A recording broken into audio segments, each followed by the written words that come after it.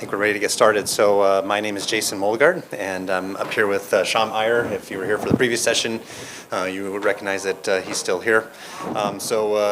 Sham works at Dell, I work at Solidigm, and together we are co-chairs of the SDXI and computational storage subgroup at SNIA.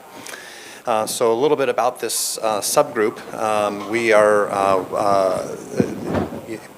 both members of computational storage twig and the SDXI twig. And the intent of this group is to kind of explore the combination of NVMe, SDXI, and computational storage and how all of those could play together. And some of our objectives for this subgroup include looking at block diagrams of that combination, because it does seem kind of like a strange combination. Why would we want to combine SDXI and computational storage and NVMe? But actually, I think the reasons are very straightforward. We've got all of the benefits that William just described in the previous session about SDXI that now we could apply to computational storage applications or a computational storage drive, among other things. So we've also been looking at block diagrams for that combination, as well as considering if we need enhancements to NVMe in order to support that. But our most recent effort is around a white paper discussing the combination of NVMe and SDXI. And there are no changes needed for NVMe at all with kind of what we've been exploring and what we're proposing in this white paper. And that's the essence of our presentation today, is to kind of talk about this white paper and what we've been doing, what we've been exploring, and kind of the conclusions that we have reached thus far. So the goal is to describe, the combination of SNIA SDXI and all the benefits that we've just heard that SDXI brings, along with in terms of data movement and transformations, and the widely adopted NVMe standard. Right, we all know that NVMe is used in SSDs today. And a big part of that NVMe drive is data movement. There is some DMA operation that happens to move data from host to device and vice versa on writes and reads. And so why not consider SDXI for that operation? And this is where computational storage comes into play, because SDXI supports these transformations that we heard about. Now suddenly that same data movement in and out of the drive could have a transformation as well, and it becomes effectively a computational storage operation. So some of the benefits that we're exploring and could be realized with this combination, you pick up all of the benefits that SDXI brings to the table, like user space addressing, memory targets, data transformations that I just mentioned, virtualization features, and the extensibility. And obviously there's lots of extensibility that's being built into 1.1, which is great news. And it makes it very straightforward to extend it to do whatever we might want to do in a drive. So our white paper, from kind of a high-level overview perspective, we have like an NVMe overview, so that anybody who's maybe not familiar with it can get a refresher on that. I'm not going to pretend to insult your intelligence with that in today's presentation. I'm sure most everyone here is that, but just a level set for the audience that's going to be reading that paper. SDXI overview, we'd heard from William and Sham, but Sham will give a quick update on that. And then we've got application write I/O flow. So how would we use SDXI in a write operation with NVMe? We've got the read I/O flow. So again, how would we use SDXI with an NVMe read? Peer-to-peer. Certainly we can do a lot of stuff with peer-to-peer, especially if we can address the memory, which if you saw a presentation yesterday, there's new ways that are coming in that would allow that memory to be accessible, and now suddenly you can use SDXI to move data in and out of it. Security, we can't ignore security. That's always a hot button topic in everything, and we'll touch on that as well. So that's roughly the outline of our presentation. But like I said, starting with the NVMe introduction, I'm not going to insult your intelligence. I think most everyone here probably knows how it works. But the key detail that I want you to take away from this slide is there's data movement with NVMe, and we all know that. And SDXI is a data mover. So we should consider how can we apply that for that data movement. All right, I'm going to turn it over to Sham. He's going to kind of talk about SDXI briefly and then take us through the flows. So I think, is it 2 mics now? Okay. So I think we already covered SDXI in the previous session, so I'm assuming many of you were there. Was there anybody not there in the previous session? Okay. In that case, I think we can certainly skip this entirely. Just the key thing that I would note is there's pictures. There's a lot more pictures in the spec. So you can use this picture as a reference, but take a note that we're not talking about something just implements in a CPU. It can implement, SDXI can be implemented in an I/O device, a storage device, an accelerator device. It can target different kinds of memory. This is kind of going into the aspect of when you build something architectural and form factor independent, then you can imagine where you want to place it for the efficient system that you are trying to build. Okay. So let's go through some of the flows, and this is one example of how NVMe and SDXI can kind of be combined in some ways that you can get the benefit of both standards. And kind of preparing some of these flows, we didn't have to change the SDXI spec. We did not have to modify the NVMe spec. But we can just take the two standard specifications that are openly available, put them side by side, and you can look at this and say, this is entirely possible, entirely feasible. And that's what we're trying to do in terms of educating the audience and the developers in terms of the flow. So for example, you look at the picture here and you see a CPU topology or NVMe controller topology, and then there's memory associated with this CPUs, which is commonly system memory, but system memory can encompass a whole bunch of things. But just for simplicity's sake, if I can say that there is device memory associated with the NVMe controller and the NVM subsystem, and you can imagine an SDXI architected data mover somewhere sitting in between this type of topology. Now you can start seeing how you can move data between the system memory and the device memory using an SDXI device. And you can also do data transformations. So when it's doing a read flow or a write flow, you can imagine that the host can issue an SDXI descriptor, which describes a memory copy from a source location to a destination memory location. In this case, if we are trying to do a write flow, the source location is system memory, and the destination is in the device memory. So the device memory could be CMB in NVMe controllers or the PMR memory region. CMB stands for controller memory buffer, and PMR is persistent memory regions. I think those who have familiarity with NVMe will understand that it's basically a device memory that is exposed to the system and it's host addressable.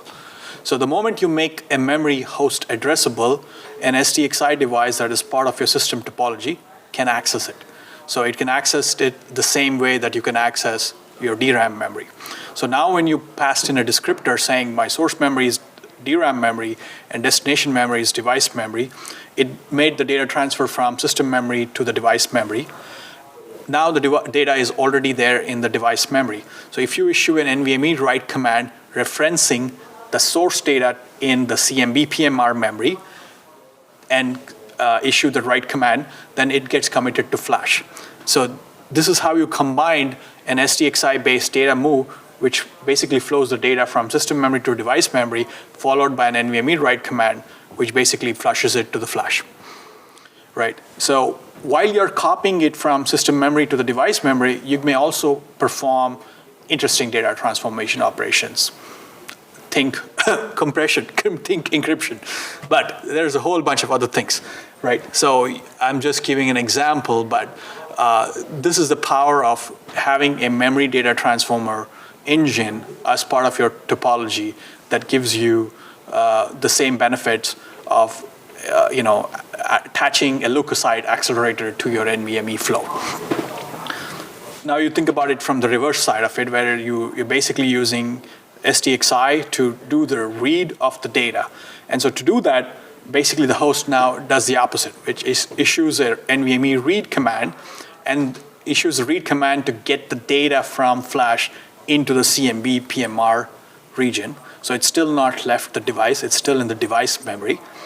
But the fact that it moved to the CMB or PMR memory, it's now host addressable, which means the host can now issue an SDXI memory descriptor to point to the source data in the device memory and make the destination address the system memory.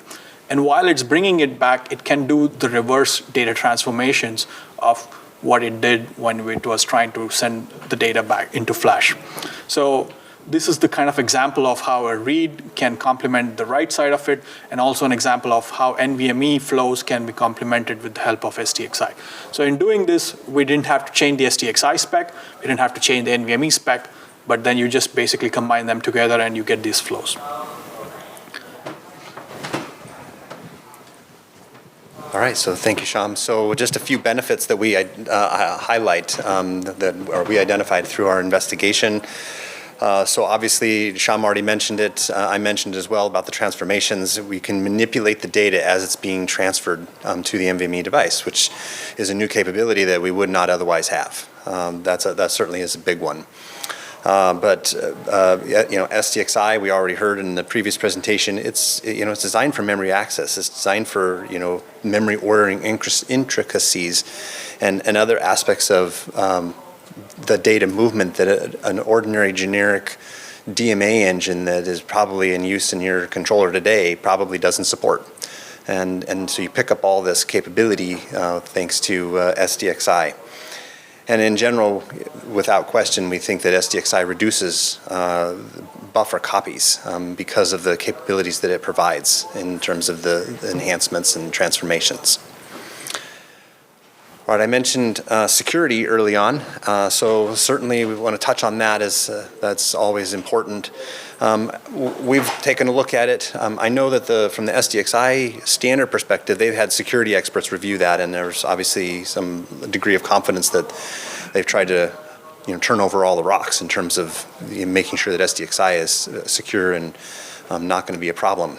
So from a combination perspective, we think that it's materially unchanged, that if we're using SDXI with our NVMe, that the system as a whole is just as secure afterwards as it was before. So not a lot of change from that standpoint, which is good news. We don't want it to become less secure by any means. But Shyam already touched on a couple of things that are enabled thanks to SDXI related to security. So, SDXI enables isolation of memory addresses, so also known as an air gap. And this is certainly a common practice to separate different address spaces in security. So SDXI would support that. That's probably not readily supported in a generic DMA engine. SDXI, as Shyam mentioned, can also encrypt data. And we're not proposing that this is a replacement for self-encrypting drives or link encryption like PCIe, IDE, or anything like that. But it certainly brings a new capability to the table that your traditional generic DMA does not support. Maybe this is part of the security solution that you, as part of your data movement, that you're using the SDXI encryption as one of the transformations. Certainly something to keep in mind. All right, so to kind of conclude our presentation, we're working on this white paper, and we think that the SDXI brings a lot to the table in terms of enhancements and capabilities that would not otherwise exist. Our intent was to have that white paper finished today by SDC. However, things always go slower than you think, so it is still in progress. If this is interesting to you, we would still welcome your input, another set of eyes to review what we have, and encourage you to, come join us and help us get it completed. Barring that, we do expect to have it done soon, hopefully in the next few weeks. But at that point, of course, we'll make it available to the community so that folks who are designing their systems can take into consideration new architectures that involve NVMe and SDXI. All right, so with that, we can take some questions if there are any.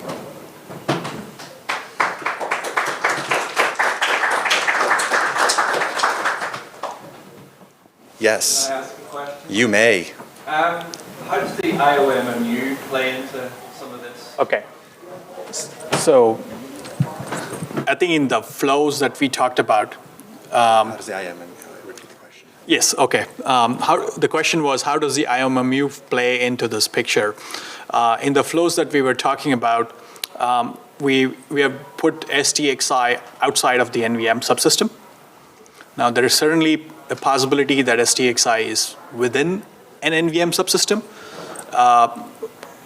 but to keep it a little bit of a clean security posture, that's what we were trying to do in the first version of this white paper, where we don't materially change the security architecture or the posture.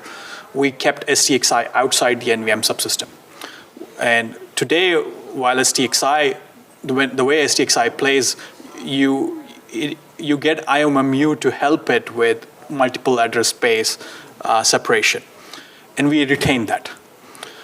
So whenever you're accessing system memory, you are going to go through IOMMU. When you're accessing device memory, it has been blessed by the privileged software.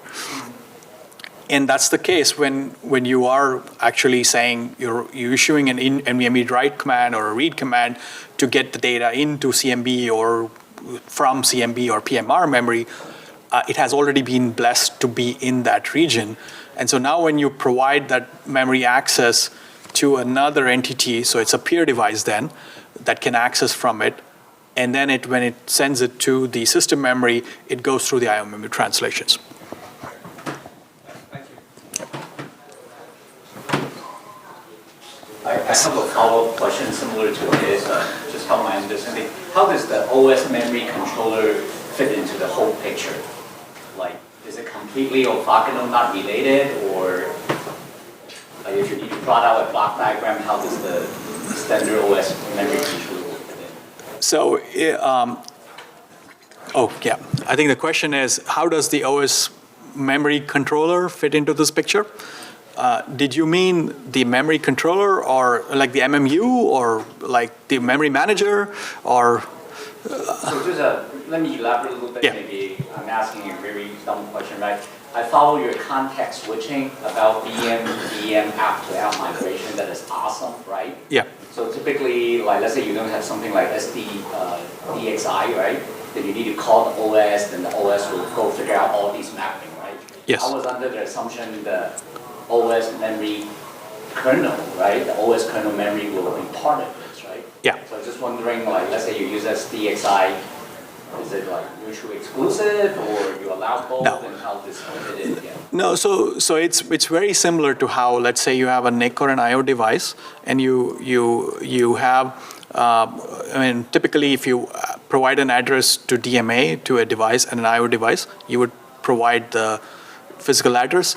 In a little bit more modern architectures of devices, you can provide a virtual address that can get translated using IOMMU, and that's the question that he was asking about on page table translations. So the IOMMU tables are managed by privileged software. So you are not bypassing the privileged software mechanisms to provide address space translation to IO devices. The only thing that this gives you as a benefit is that you are now relying on protections of guest virtual address space to guest physical or host virtual address to host physical address space translations that are provided by the IOMMU hardware. And so you get the added benefit of hardware translating it for you as you provide it to a device to DMA from.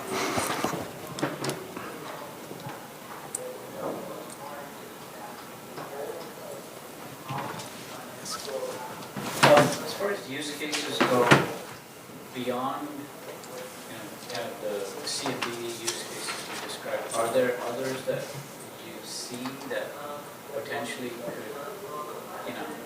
have SDXI be a better vehicle to move data between, say, NVMe and memory? So the question is, besides CMB, is there another vehicle to move data between the device memory and host memory? Obviously CMB is one that works today. There was a presentation yesterday about making subsystem local memory, SLM, host addressable. So that becomes another memory that could be addressed by SDXI, and you could move data in and out of it.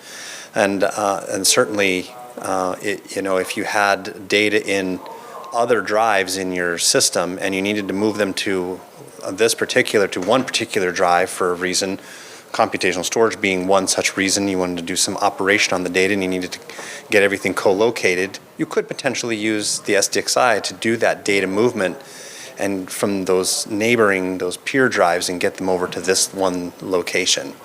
I think that's certainly an interesting combination from my perspective.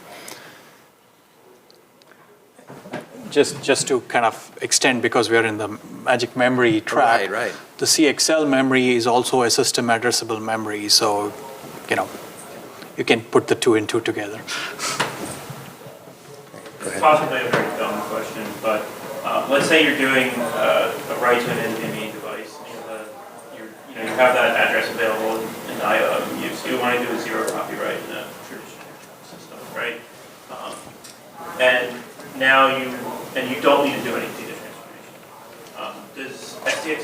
If you used SDXI to do sort of the copy to the CMD memory, and then had the drive to the right using that address, would that be an extra copy from the drives, like from the sort of overall memory bandwidth or drive perspective, or is that sort of behind the scenes happening anyway at a zero copy? Like I'm more for kind of Jason thinking about how a drive actually works. Right. So to answer your question, it isn't an extra copy because we're already DMAing the data to the drive some kind of a way. So we're just doing it a different way with SDXI and providing some new capabilities.